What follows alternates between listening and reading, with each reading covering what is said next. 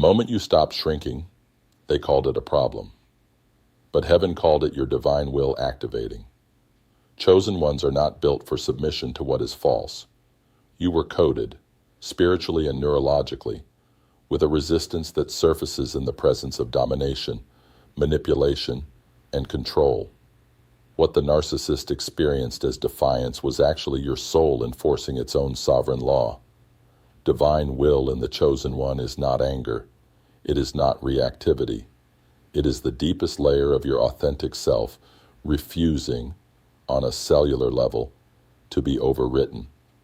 Psychologically, researchers call this psychological reactance, the innate human drive to reclaim autonomy when it is threatened. In chosen ones, this instinct is amplified because you did not come here to be small. You came here carrying a frequency that was never meant to be controlled. Righteous rebellion is one of the most misunderstood superpowers in the chosen one's arsenal. The narcissist depends on your compliance. Their entire architecture of control, the gaslighting, the manufactured guilt, the cycles of punishment and reward, it only functions if you cooperate with the premise that they are the authority over your life. The moment you stop cooperating, their system collapses. Your no is not aggression, it is architecture. Your boundary is not cruelty, it is code. Your refusal to perform smallness is a spiritual act that dismantles the narcissist's false reality at its foundation.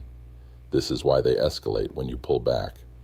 This is why the smear campaigns launch when you go quiet. This is why they cannot let you leave in peace, because your rebellion exposes them. Your divine will does not just protect you, it reveals them.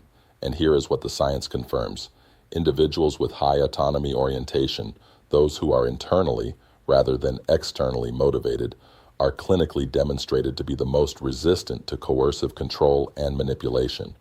You were not defiant because you were broken. You were resistant because you were intact. Chosen one, your divine will is not a flaw to be managed. It is a force to be wielded. Every time you held your ground when they pushed, every time you chose truth over their version of peace, you were not being difficult. You were being exactly who you were sent here to be. The rebellion was always righteous. The will was always divine. And you have always been the one with the power. Follow this page. Your awakening is not an accident, and neither is this moment. They told you that your resistance was the problem. They pathologized your boundaries. They punished your no. They called your sovereignty selfishness. But what they were really reacting to was something they could never possess: your divine will. Righteous rebellion is not defiance for the sake of chaos. It is the chosen one's soul refusing to be overwritten by someone operating from fear, control, and arrested development. Your pushback was always purposeful. Your rebellion was always sacred. Save this. Share it with someone whose divine will has been weaponized against them. They need to remember who they are.